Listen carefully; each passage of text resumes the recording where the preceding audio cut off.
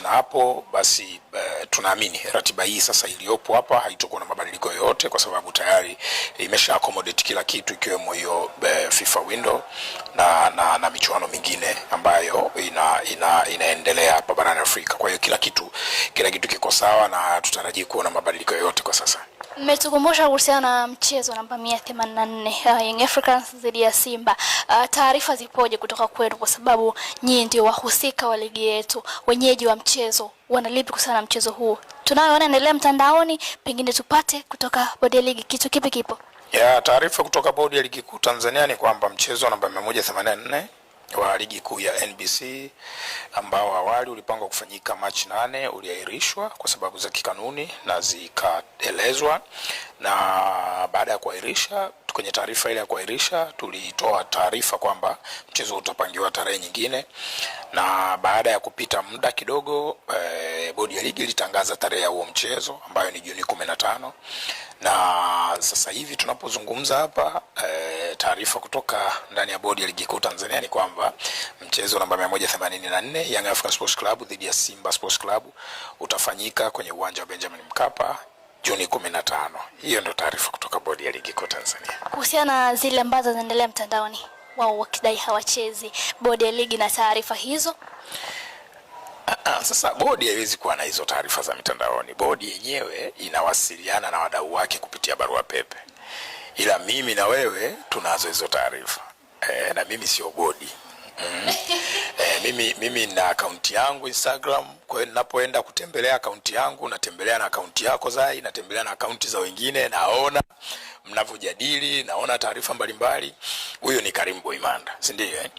Lakini bodi kama bodi ambayo mimi naisemea inawasiliana na wadau wake zikiwemo klabu kwa njia ya barua. Haziwasiliani, bodi haiwasiliani na klabu zake kwa njia ya Instagram wala X wala Facebook, TikTok, whatever.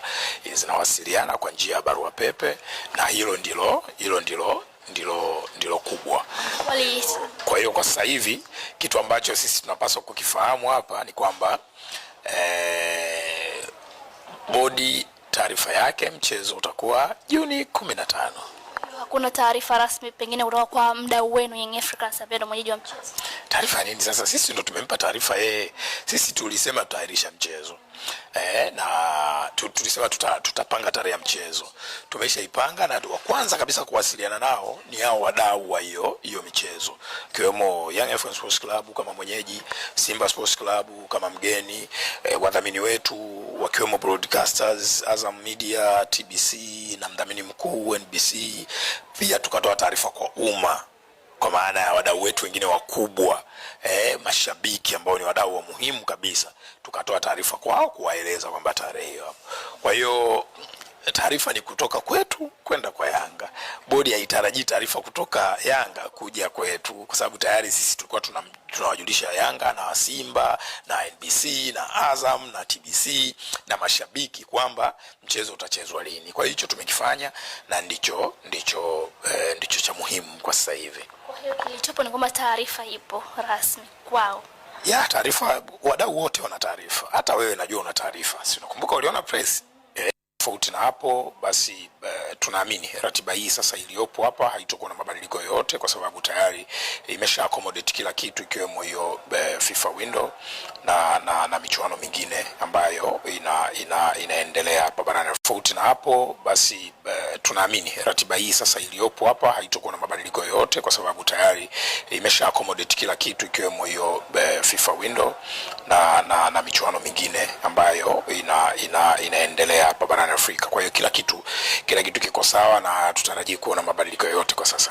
Mmetukumbusha kuhusiana na mchezo namba 184 Young Africans dhidi ya Simba. Taarifa zipoje kutoka kwenu, kwa sababu nyinyi ndio wahusika wa ligi yetu, wenyeji wa mchezo, wanalipi kuhusiana na mchezo huu? Tunayoona endelea mtandaoni, pengine tupate kutoka bodi ya ligi kitu kipi kipo?